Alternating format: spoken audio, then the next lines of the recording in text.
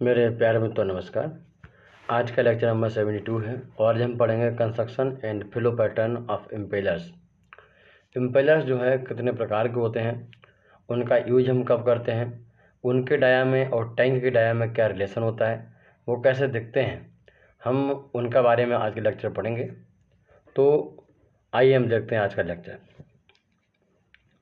तो हेड डाल लीजिए पहले ब्लैक से कि construction and flow pattern of impellers. ठीक, इम्पेलर का कंस्ट्रक्शन क्या है और उनका फ्लो पैटर्न क्या है, वो किसी भी स्टीम को, फ्लूइड स्टीम को किस तरीके से एक्स डायरेक्शन में या रेडियल डायरेक्शन में फेंकते हैं, हम उसको आज पढ़ेंगे।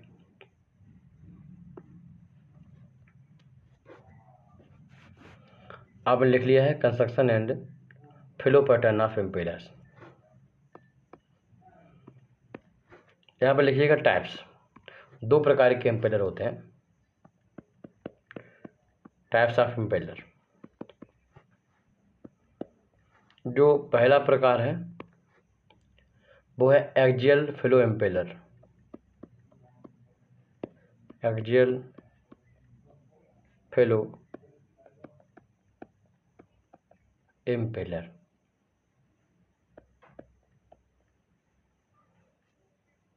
ठीक, एक्सियल फ्लो इम्पेलर्स ये पहला प्रकार है। और दूसरा प्रकार देखिए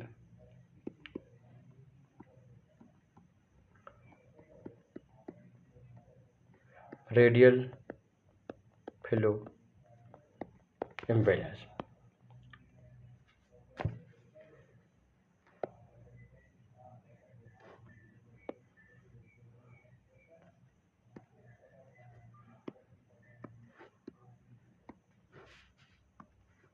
यहाँ पर हम आपको क्लियर कर दें कि कोई भी टैंक है, वर्टिकल टैंक रखा हुआ है, इसकी ए एक्सिस है। ठीक, अगर कोई भी इम्पेलर इस तरीके से है कि फ्लूइड पार्टिकल्स को, फ्लूइड स्टीम को वो इस एक्सिस के एलोंग पंप करता है, फेंकता है, ट्रांसफ़र करता है, मतलब मटेरियल ऊपर से नीचे की ओर आना चाहिए। अगर कोई इम्पेलर ऐसा करता है जो एक्सिस के एलोंग करता है, टैंक की एक्सिस के एलोंग मटेरियल को पंप करता है, दैट इज कॉल्ड एक्सियल या फिर एक्सियल फ्लो इम्पेलर।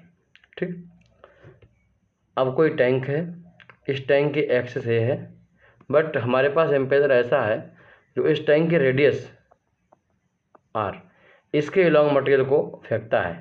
ठीक, इस तरीके से मूवमेंट उसका होता है इस रेडियस डायरेक्शन में, in the direction of radius of tank. अगर ऐसे मटेरियल को फेंकता है that is called radial flow impeller. तो दो प्रकार के इम्पेलर हम लोग यूज करते हैं। अगर हम देखें तो रेडियल फ्लो इम्पेलर दो प्रकार के होते हैं, टरबाइन और paddle. Both are the impeller, turbine and paddle both are the impeller, but these are the type of impeller radial flow impeller. Okay, turbine and paddles are the radial flow impeller, while propeller is the example of axial flow impeller. Okay, axial flow impeller, this is called the propeller. Main example is the ceiling fan. जो हमारे घरों में ceiling fan लगा होता है वो, उसको हम क्या बोलते हैं, वो हम एक्सियल फ्लो इम्पेलर हम उसको कहते हैं। ठीक, इंडस्ट्रियल जो ज़्यादातर यूज होते हैं, जो कि हायर विस्कोसिटी या फिर बहुत ज़्यादा हाई विस्कोसिटी यूज होते हैं, वो टरबाइन और पैडल रेस्पेक्टिवली होते हैं। तो हम उनके बारे में पढ़ेंगे। तो आज का टॉपिक डालिएगा एक्सियल फ्लो इम्पेलर। हेडिंग पढ़नी चाहिए axial flow impeller. Axial flow impellers.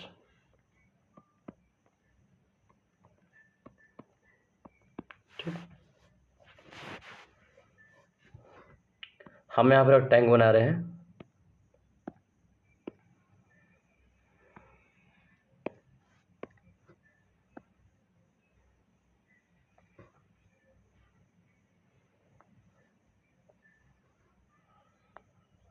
ठीक, जो टैंक है,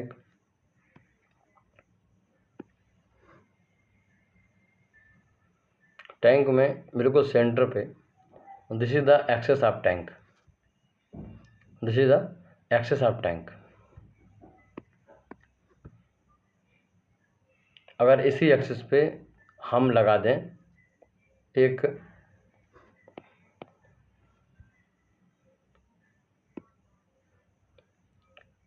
इसी एक्सिस पे हम एक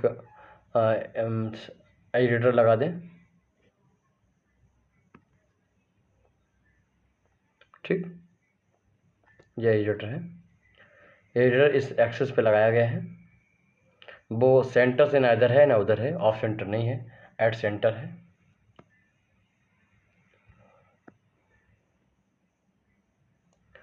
हम यहाँ पर ये मान सकते हैं कि ये क्या कर रहा है, जब ये मूव कर रहा है, जब ये जो एम्पेलर है जो मूव कर रहा है, तो फ्लूइड स्ट्रीम को नीचे से ऊपर और ऊपर से नीचे भेज रहा है, ठीक। मान लेता हूँ ए से बी की ओर भेज रहा है, यानी ये फ्लूइड स्ट्रीम की डायरेक्शन जो है इस एक्सेस की डायरेक्शन के पैरेलल है।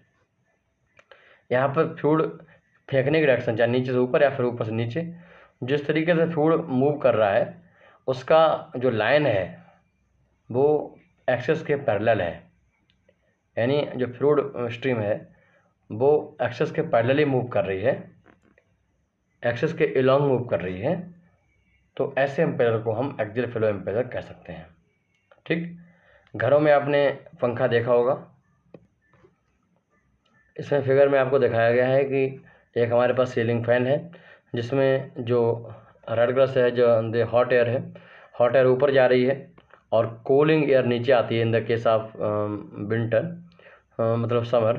तो समर में ऐसा दिखाया गया, वैसे ही मतलब कहने मतलब हमारे एयर जो है वो नीचे से ऊपर जा रही है और कुछ एयर ऊपर नीचे आ रही है, मतलब जो उसकी जो डायरेक्शन ऑफ मोमेंट है वो एक्सेस के क्या है, अलोंग है ना, एक्सेस के देखा जाए तो उससे पैरेलल है।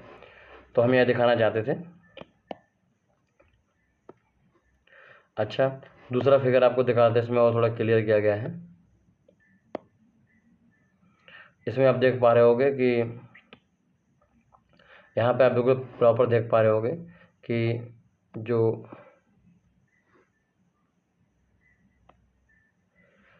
डायरेक्शन दिख रही है इसमें कि ये जो हमारा पुराना पंखा है जो बहुत पहले समय चला करते थे, और इनमें एयर देखो ऐसे इस तरीके से नीचे आ रही है, आप देख पा रहे हो बिल्कुल एयर ऐसे ऊपर जा रही है। तो डायरेक्शन है एयर की, इस तरीके से एयर मूवमेंट होता है।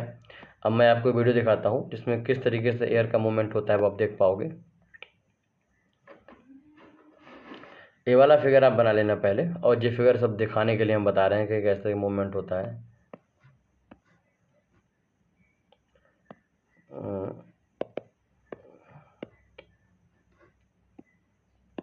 देखिएगा यहाँ पर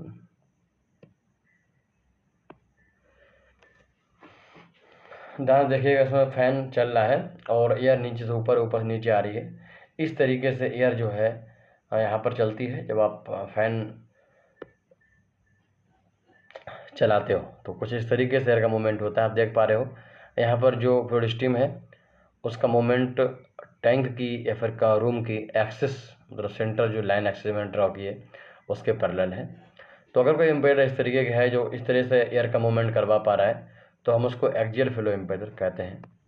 चलिए अब इसमें लिखिएगा,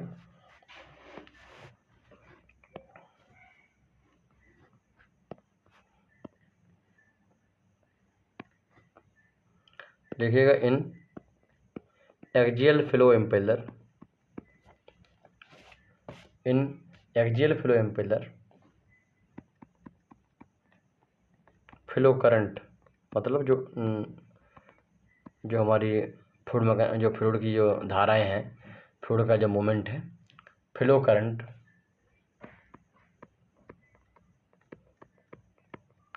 parallel to the axis of tank.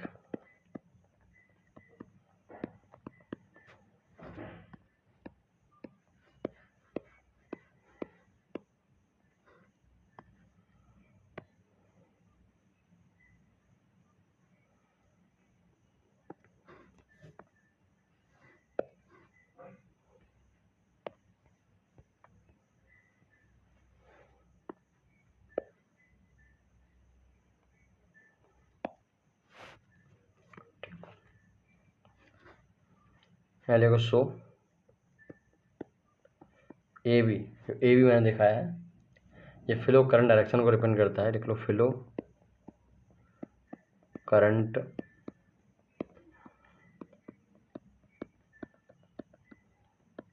Direction and P Q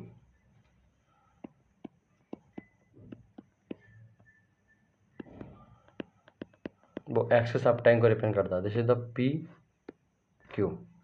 ठीक, पी क्यू जो है वो एक्सेस ऑफ टैंक को रिप्रेजेंट करता है और ए भी जो है वो करंट फ्लो डायरेक्शन को रिप्रेजेंट करता है। दोनों लाइनें आपस में पैरेलल हैं। अगर कहीं पर पैरेलल होती हैं तो इस इम्पीडर को हम एक्सियल फ्लो इम्पीडर कहते हैं।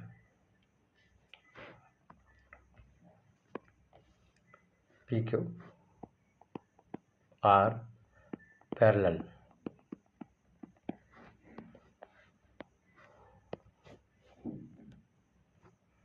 देखो hair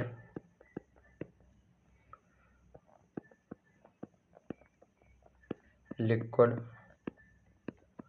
pump top to bottom. यहाँ पर लिक्विड जो है ऊपर से नीचे की ओर या फिर नीचे से ऊपर की ओर इस तरीके से पंप करता है, अगर वो इम्पेलर हमारा एक्सियल फ्लो इम्पेलर है तब। लिखो इट इज कॉल्ड प्रोपेलर। तो जो मैंने आपको बोला है कि जो एक्सियल फ्लो इम्पेलर है उसको हम प्रोपेलर कहते हैं, और प्रोपेलर का बेस्ट एग्जांपल हमारा सीलिंग फैन है जो आपने देखा। अगर हम बात करें कि जनरल स्पीड की, तो जनरली कितनी स्पीड रहती है। एक्चुअली क्या है कि ये सभी एक्सियल फ्लो इम्पेलर हम वहाँ यूज करते हैं यहाँ पर विस्कोसिटी बहुत कम होती है, और विस्कोसिटी जहाँ पर कम होती है वहाँ पर एम्पेयर बहुत तेज़ी से मूव कर सकता है, घूम सकता है, तो इसकी स्पीड भी काफ़ी ज़्यादा रहती है इम्पेलर की। यहाँ पर 400 से लेकर 800, याद रखिए 400 लेकर 800 आरपीएम ये स्पीड रहती है प्रोपेलर की, मतलब एक्सियल फ्लो इम्पेलर की। यहाँ पर जो डाया ऑफ इम्पेलर है DI है वो 30% है पूरा डाया का, मतलब टैंक डाया का 30% of the tank diameter, tank diameter. ठीक, क्लियर बात। इसमें लिख लीजिए यूज क्या है, लिखो it's use for low viscosity. ये लो विस्कोसिटी के लिए यूज किया जाता है। एक बच्चा का एग्जाम्पल दीजिए, तो एग्जाम्पल है सीलिंग फैन।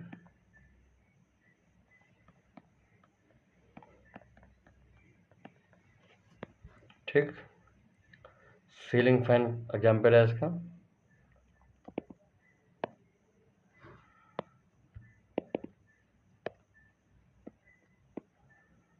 ये लो देखो सीलिंग फैन, समझ गए। तो ये रहा था लेक्चर आज का।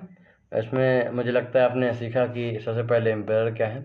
इम्पेलर जो है शाफ्ट के नीचे जो हिस्सा लगा होता है, जो हमारे मेनली रिस्पॉन्सिबल होता है for the purpose completing mixing, उसको इम्पेलर कहते हैं। इम्पेलर हम कौन से यूज करेंगे, वो 3 प्रकार के इम्पेलर हो सकता है, या तो वो प्रोपेलर होगा, या फिर वो टरबाइन होगा, या फिर पैडल होगा। टरबाइन और पैडल दोनों ऐसे इम्पेलर हैं जो रेडियल फ्लो इम्पेलर में आते हैं। ठीक, हम उनके बारे में आगे पढ़ेंगे। यहाँ पर हम कौन सा कहाँ यूज करेंगे, तो हम उनकी विस्कोसिटी के आधार पर तय करते हैं कि कौन सा कहाँ यूज करेंगे। ठीक, तो ये बहुत महत्वपूर्ण है। विस्कोसिटी उनकी अगर बहुत ज़्यादा होती है तो वहाँ पर विस्कोसिटी बहुत कम होती है। ठीक है, तो हम अगर एम्पेयर प्रोपेलर का यूज करते हैं। अगर विस्कोसिटी बहुत ज़्यादा होती है तब फिर वहाँ पर हम एम्पेयर टरबाइन का यूज करते हैं। अगर बहुत ज़्यादा होती है उससे ज़्यादा तो हम वहाँ पर पैडल्स का यूज करते हैं। This is the way how to use impeller. और इस तरीके से हमें ध्यान देना है। इसमें स्पीड के बारे में मैंने आपको बताया है कि यहाँ पर 400 लेकर 800 आरपीएम रहती है, स्पीड बहुत ज़्यादा है। जी स्पीड इतनी ज़्यादा इसलिए रहती है क्योंकि हम यहाँ पर लो विस्कोसिटी मटेरियल को हैंडल करते हैं।